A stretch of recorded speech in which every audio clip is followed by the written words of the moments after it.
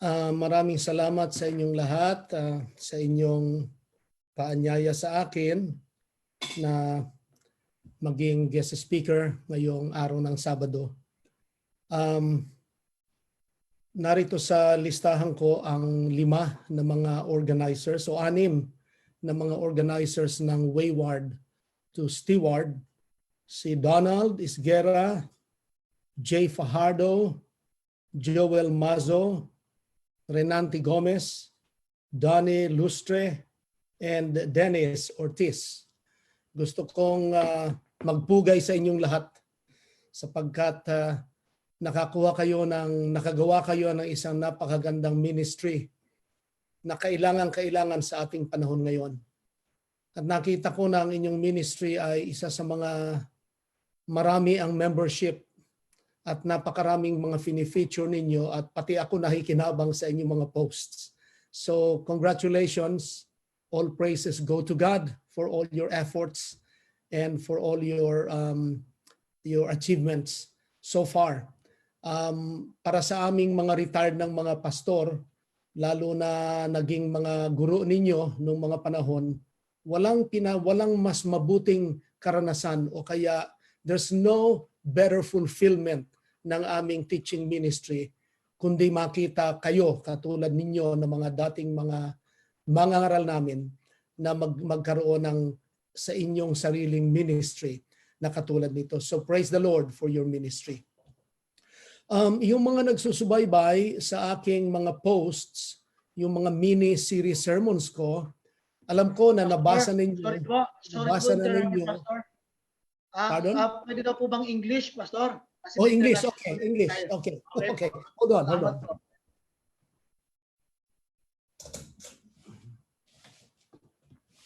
Okay, those of you who have been following up patiently and reading my posts, I have been posting mini sermons on my timeline. And one of the topics I discuss is actually the topic I'm going to discuss right now, which is Yahweh is my shepherd. So if you read that and you think you already got everything from there, you can just take a nap while I'm preaching. Otherwise, if you want to listen to the video, audio, visual portion of this, then maybe you'll get something out of that. Anyway, this is an old sermon that I have preached more than 20 years ago to start with. But through the years, it has gone on several revisions already because just like your administrators for Wayward to Steward, we are all students of the Bible. And we study the Bible every day, and we put in more experience into our reading of the Bible, and we learn more as we go along. So it has gone on several revisions. Now, let me give you a background to why instead of saying the Lord is my shepherd, I choose the word Yahweh is my shepherd. Well, Yahweh is the name of God in the Bible, one of the names of God in the Bible. And in the Old Testament, every time we read the words the Lord, such as in Psalm 23, then in the Hebrew, it's Yahweh. Now, Yahweh is an important name. It's a very interesting name because it simply means He is. Yahweh, translated in English, means He is. Now, how did the name Yahweh start? Where did it come from? Well, it started when Moses, after 40 years in the wilderness, met God in a burning bush. And in the burning bush, we know the story. Those of us who've studied our Bibles, we know the story. God appeared to Moses in the burning bush, and then they talked. And actually, basically, God wanted Moses to go back to Egypt, which he eventually did, just so that he could bring out the Israelites after many years of bondage and slavery out of Egypt.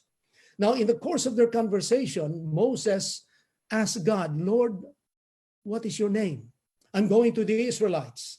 They're going to ask me what your name is, and therefore, what should I tell them? And in Hebrew, God told Moses, my name is Iwe, Asher, Iwe. English translation, I am that I am. So Moses goes to Egypt. And when he went to Egypt, Israelites asked him, what's the name of God? If you really talked with him, because the Israelites, in a way, had forgotten about God, or most of the things they knew about God. What's the name of God? Now, Moses could not say the name of God is I am, because if he did, it would mean that Moses, was claiming that he was God. Okay? So he said, the name of God is He is, Yahweh. That's why from then on, one of the names of God in the Old Testament is Yahweh. Now, what's the significance of the name Yahweh coming from I am, Iwe? I am, He is. The significance is that the name Yahweh means that God is always in the present time. That's why the Bible says God doesn't have a beginning, doesn't have an end. The Bible says things like, for God, a day is 1,000 years. 1,000 years is a day. Things like we cannot actually understand very well. But anyway, it simply means that God is always in the present tense. He's never in the past. He's never in the future. And that means that we, His people, because we live in time, God does not live in our time. Our past is the present tense for God. Our future is still present for God. There's nothing in our lives, past, present, and future, that He is not aware of, or He's not in control. And therefore, Yahweh is a God who can take care of all of our needs. Because we have needs, whether we like it or not, and I'm going to explain it in a little while, why we have needs in the past that need to be taken care of, needs for the present, which is obvious, and needs for the future, which is obviously what we're looking for. Now, those of you who are interested in physics, Albert Einstein, in his theory of relativity, made a conclusion that if somebody can be in a spaceship and can travel at the speed of light, 186,000 miles per second, that's the speed of light. Then when he reaches the speed of light, that person in a rocket ship, his time gets compressed. For him, it becomes the now. His past is still his now. His future is still his now.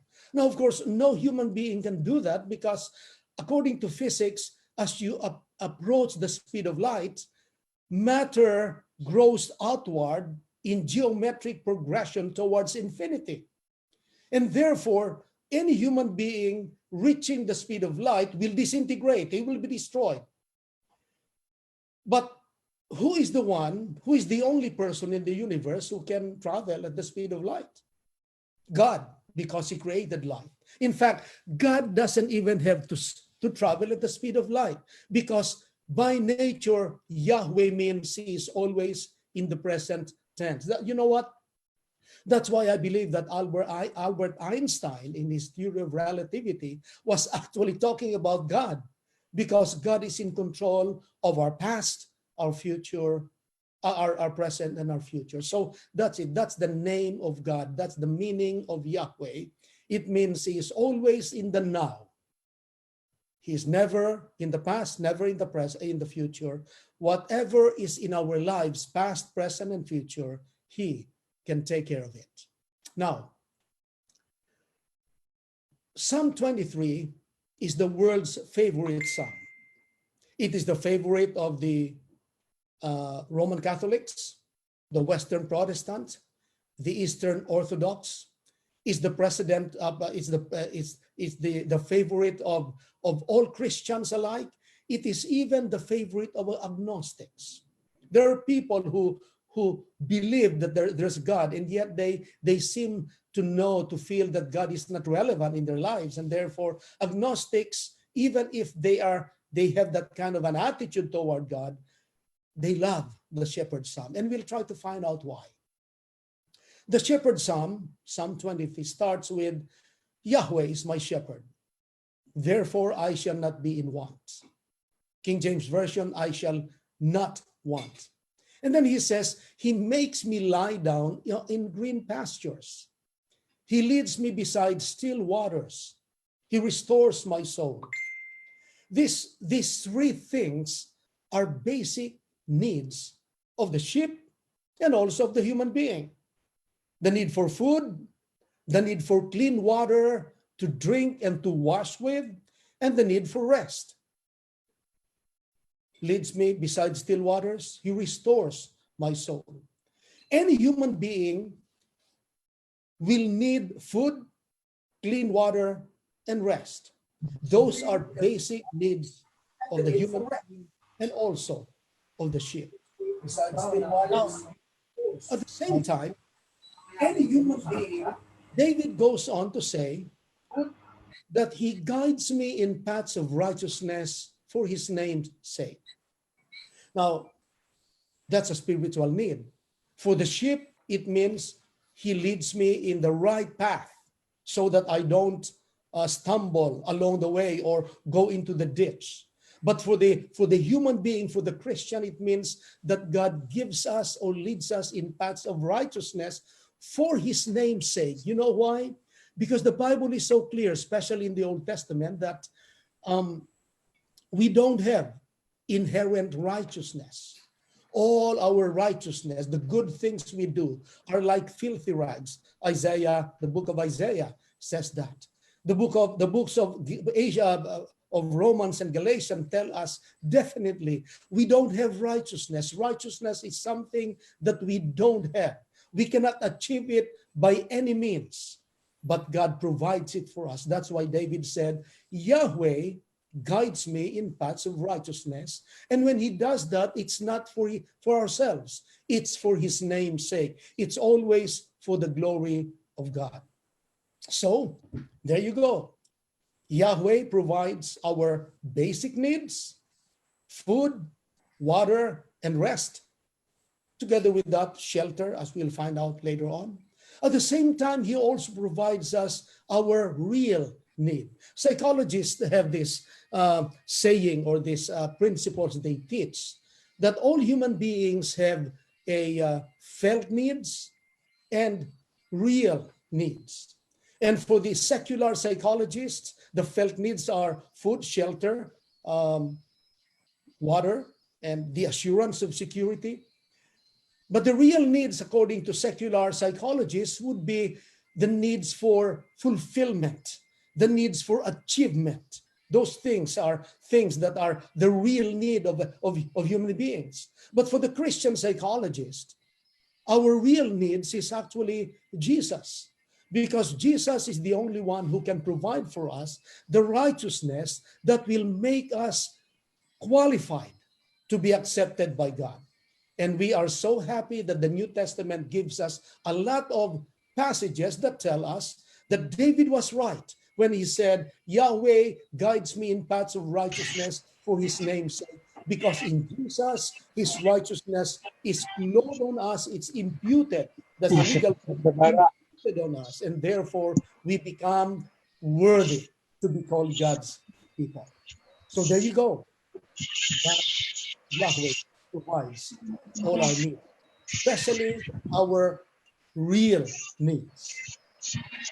Now, when we go to verses 4 and 5, you will notice that David changes pronoun that he uses.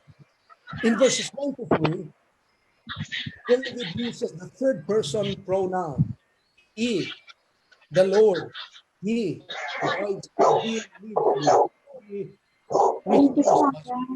But in verses 4 and 5, he switches to the second person pronoun, you. Let's go. Even though I walk through the valley of the shadow of death, I will fear no evil, for you are with me. Your rod and your staff, They comfort me. You prepare a table before me in the presence of my enemies. You anoint my head with oil. My cup overflows. Well, what's going on? Well, those who are studying the Bible in a scholarly way, and our administrators and founders of this group on Facebook know that, because they've been our students, and even in their posts they talk about that. The point is, the book of Psalms has a lot of this, where the writer changes pronouns, talks about God and talks to God, things like that. But in Psalm 23, David uses the second personal pronoun when he begins talking about the problems, the challenges, the dangers, if you will, that takes place, that happens to the sheep, the dangers of going through a valley. In Israel until today, the valleys are very narrow. And therefore, in most of those valleys, there's always shadows inside. Some of those valleys, we were told, well, the sun never shines into the valley because of the steep hills in between the valley. And therefore, when the sheep goes through the valley, into the valley, it's usually dark because of the shadows. So David takes that. He says, even though I walk through the valley of the shadow of death, because there's in the valley in Israel at that time, for the sheep and even for the human being, there was always the potential of death, or at least harm. And so he says that even though I walk through the valley of the shadow of death, I will fear no evil, for you are with me. Your rod and your staff, they comfort me. And then he goes on, he says, even in the presence of my enemies, you prepare a table before me so I can enjoy eating food in the presence of my enemies. Meaning, when we go through the valley, God actually takes care of our needs right there, our real needs right there. Now, I'd like to tell you right now, my brothers and sisters, that all of us, with no exemption, all around the world, are going through the valley of the shadow of death. This great pandemic of this COVID-19, the coronavirus, I have never experienced anything like this in my life. There was the SARS earlier, there was the Ebola, there was the swine flu, there was AIDS before that. But I've never experienced a pandemic just like this, where all people around the world are affected. And the reason why we're doing this online is because of the effect of this coronavirus. Let me tell you, all of us are going through the valley of the shadow of death. We are in danger. And the great promise of David here is that Yahweh is there with us through the valley. And whatever happens to us as we go into this valley, he is always with us, and therefore we have nothing to fear, really. This reminds me of a poem entitled Footprints in the Sand. Some people say today, you say poem, not poem. Okay, when I was young, we called it poem. And so somebody who writes poems was a poet. But today, because it's pronounced as poem, anybody who writes a poem is a poet. Okay, I hope you get a little humor there. Anyway, that's a very famous, familiar poem, right? Footprints in the sand. This man sees in his dream two sets of footprints on the sand. And one was his, one was the Lord's. And therefore, they were walking side by side. But then he noticed that there were times when he was enduring difficulties, going through lots of problems and dangers, that he only noticed one set of footprints in the sand. And so in his dream, he questioned God, did you leave me at the time when I needed you most? When I only saw one set of footprints in the sand? And the poem tells us, God answered him, my son, I love you. I will never leave you. At the time when you only saw one set of footprints in the sand, that was when I was carrying you in my arms. I think that gives us an idea of what David meant when he said, whenever I go through the valley of the shadow of death, I will fear no evil, for you are with me. I can be faced with an enemy, and this pandemic is a big enemy, a great enemy that we are all facing. And we thank our governments that they're doing everything that will combat it. And hopefully the time will come when we can go back to normal, whatever that normalcy is. But the point is this: it's an enemy that we face. But whenever Yahweh is with us, we have nothing to fear. Now remember also, David wrote, whenever I go through, meaning I will go through the valley. I will enter the valley, I will go out of the valley, because I will go through the valley because Yahweh is with me. Now, some people died already in this coronavirus. And those believers who died in this coronavirus, they will be able to go through the valley when Jesus comes for the second time and resurrects them back to life. But the hope that I have for all of us who are alive and well, thank God, as we pray for those who are affected and sick because of this. Some of them are our brothers and sisters in the church, in the faith, fellow Christians, fellow Adventists. Our prayer is that we will all go through this in this world before Jesus comes. Isn't that a good prayer? That's something that we need. Now, let me talk about how God takes care of our past. Because Yahweh is always in the present, and he takes care of our past. Now, we don't have a lot of questions about needs we have in the present and also in the future, because all of those are still to be seen, especially the future. Well, what about the past? You know, when David said, you restore my soul, he restores my soul. He gives me rest. The rest that we need because of some experiences we had in the past, Yahweh provides. Now, there are people who, because of some things that happened to them in their past, are so affected in their present and are not able to cope with life because of what happened to them in the past. Some experiences which were traumatic to them, terrorizing for them. Some of those things happened because of their own wrong choices. Some of those things happened to people because some other people did it to them, against them, without a fault of their own. How does Yahweh give us rest from our past? Well, first of all, if we did things in the past that we regretted of, that has affected us, and it was our choice, Yahweh forgives us. And when God forgives, he forgets. You see, there are several passages in the Bible, I think 3 of them. One of them says, as far as the east is from the west, so far has he removed our transgressions from us.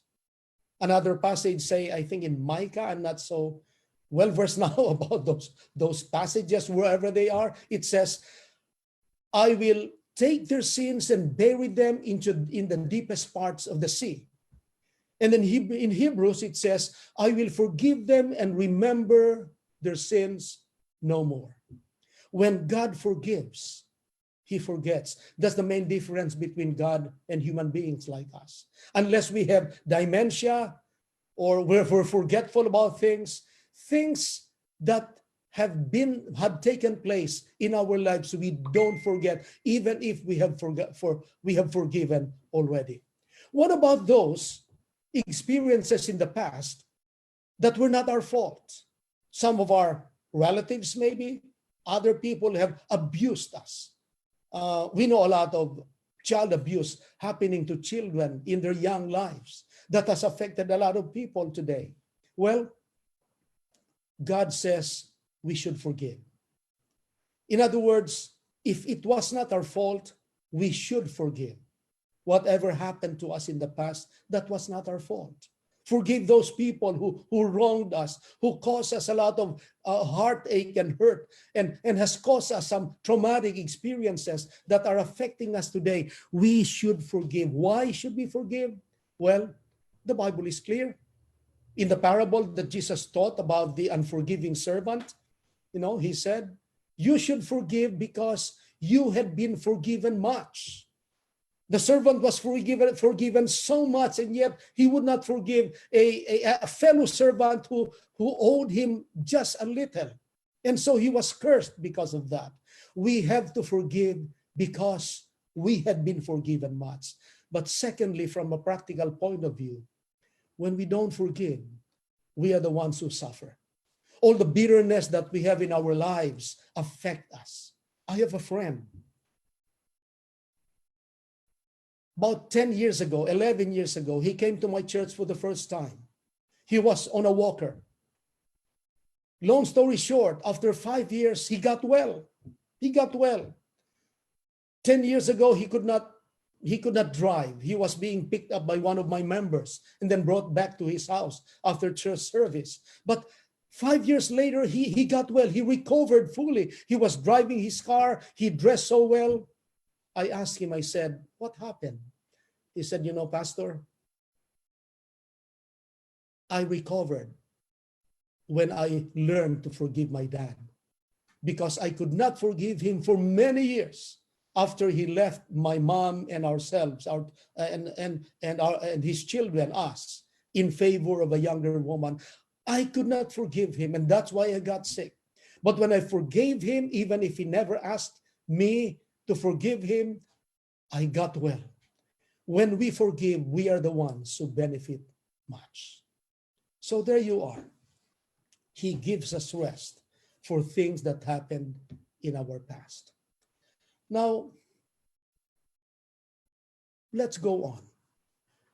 After David says, Yahweh will take care of me when I am going through the valley of the shadow of death, as we are all going through this valley today. He goes back to the third person pronoun. In verse 6, he says, surely goodness and love will follow me all the days of my life, and I will dwell in the house of the Lord forever. Now, what was David trying to say right here? Mercy and love following him all the days of his life? I read one commentator on Psalm 23 who interpreted this goodness and love, or in the King James, goodness and mercy, to mean that all through our lives, God sends two bodyguards. Okay. Shepherds in ancient times used dogs. That's why we have to take care of the sheep, or to assist the shepherd. That's why we have dogs we call German shepherds. And let me tell you, not all German shepherd dogs come from Germany. There are German shepherds who come from America and other parts of the world. But the point is this: God provides for us things that we cannot protect ourselves from. We can defend ourselves from the front, from any danger in front or on the sides. Or at least we can avoid it or escape from it. But we cannot protect ourselves from dangers behind us, right? That's why in English we have this saying, watch your back. Or if I'm going to protect you, I say, I got your back. Don't worry. I believe that God, through his love and his mercy, keeps us protected all the days of our lives from things that we cannot defend ourselves from. That's why he said, all the days of our lives, I will, my love and my mercy, his love and mercy will follow me all the days of my life.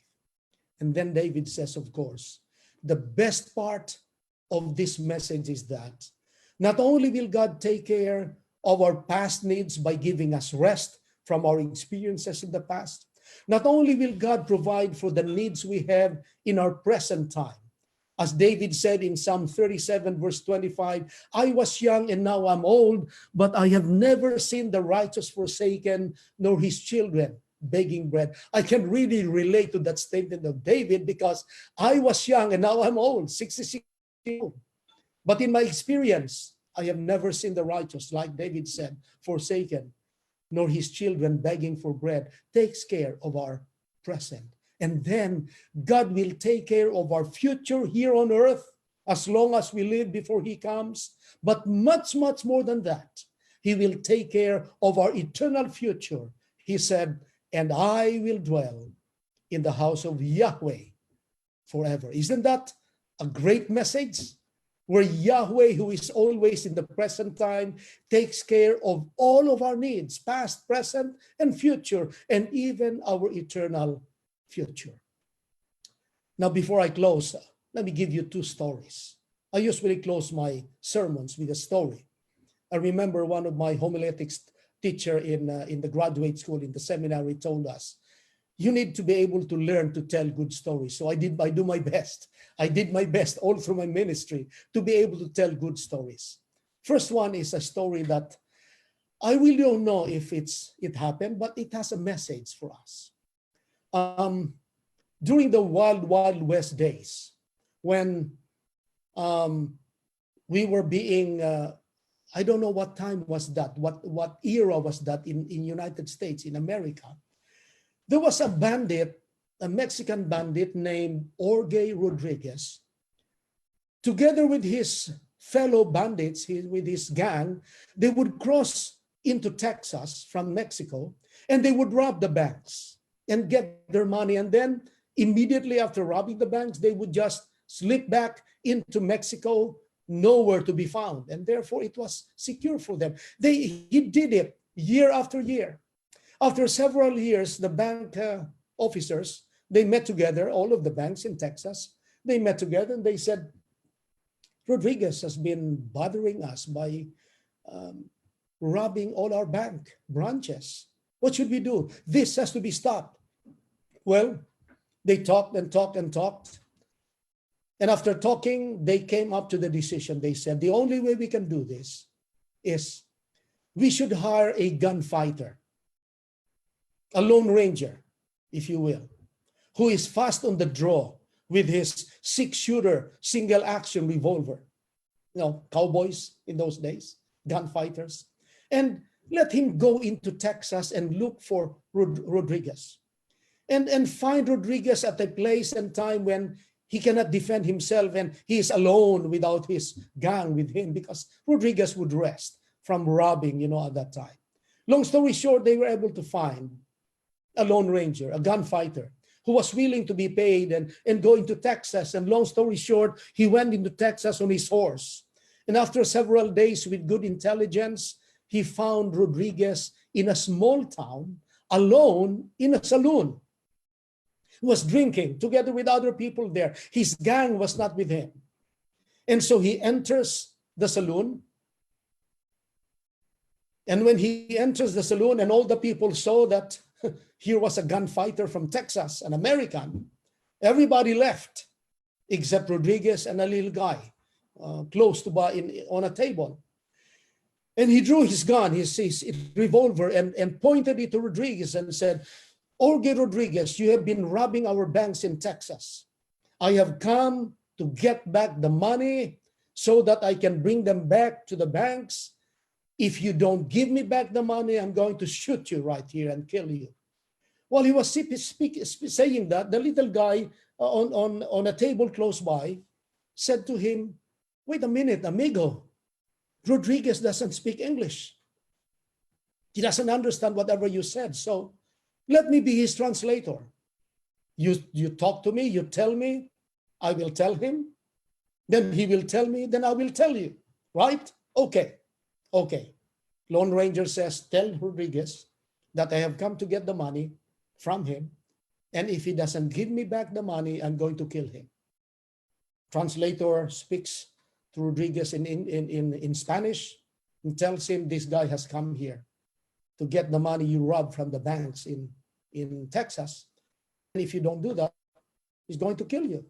And Rodriguez, because he was alone, he could not defend himself. His gang was not with him. He felt so vulnerable and helpless. He said, yes, yes, please tell him not to shoot. In fact, all the money is still there. We have not spent it at all. All the money are actually hidden somewhere around my house. My house is two houses from here on the right. If you come out of the saloon, turn to the right. The second house on the right would be my house. And behind my house is an open well. And in the open well, there's several levels of bricks. On the mouth of the well, on the second level of bricks, he can take one brick and all the money is there hidden in a plastic bag. Just tell him not to shoot. And so the Spanish, the translator talks to the Lone Ranger and says, okay, Rodriguez tells me he's not going to give you the money at all. You can shoot him right now, but he's never going to give you the money again. Lone Ranger shoots Rodriguez, and the translator lives happily ever after. If you got the point. What is the point of that story? Even if it's not true. Well, the point is this. The problem with us human beings is that we tend to trust other people or other institutions. And oftentimes, people we tend to trust are the ones who will betray us. Because unchristian people, secular people have only one thing in mind. What is it for me? How will I benefit from it? Just like the translator who took advantage of the situation knowing where the money was. And he was able to get it himself, I'm sure, you know. And Rodriguez could not understand anything. When we put our trust on others or on human institutions, we will lose because they will betray us one way or another. Yahweh is the only one who will never betray us. And whatever it is that we ask him to do for us, he will do according to his will. And he will always take care of our good, what's good for us and what's for his love and for his honor. And the last story I'm going to tell is true. Really happened many, many years ago in Los Angeles, California. There was a fundraiser in a rich man's home in Hollywood. And many people were invited, the rich and the famous, the actors and the actresses were invited to that fundraiser in that home. They were raising millions of money for a certain cause. And together with those who were in attendance was a very famous pastor, a very famous actor, and an old minister. They were there also. The host was a religious person, and therefore he invited even the pastor to be there. When the goal was reached for the fundraiser, the host came to the podium and he said, ladies and gentlemen, I'd like to thank all of you for coming and for all of your donations and your pledges. We have reached our goal and we are now ready to dismiss. But before we dismiss, I'd like to invite two of my guests here, the famous actor and the pastor, to please come to the podium and recite the Shepherd's Psalm, Psalm 23. Well, the actor came to the podium. He recited the Shepherd's Psalm start to finish. And when he was done, everybody stood up in a standing ovation. They were cheering, they were whistling, they were shouting because of how he dramatically recited the Shepherd's Psalm. They were so happy about his performance. And then the old minister comes to the podium and he recited the Shepherd's Psalm start to finish. And when he was done, nobody stood up, nobody applauded, but almost everyone had their heads bowed down, and many of them were wiping tears from their eyes. When the crowd was dismissed, the host came to the actor and said, "Sir, what do you think was the difference between your performance of the Shepherd's Psalm and the pastor's performance of the self-shepherd son. And the actor got it right. He got it so right. He said, I know the shepherd son. The pastor knows the shepherd. Do you know the shepherd? Do we know the shepherd intimately? If there's anybody listening to this presentation and preaching today who has not fully known the shepherd, it's not too late. Ask people who can help you. Because the most important thing in our lives today, especially as we go through these great problems we're facing today, is that we know the shepherd who will take care of his sheep. May God bless us that we may learn to know more about the shepherd intimately. And when he comes for the second time, what did David say? And we will dwell in the house of Yahweh forever. This is my prayer for all of us this morning. Amen. Amen, Pastor.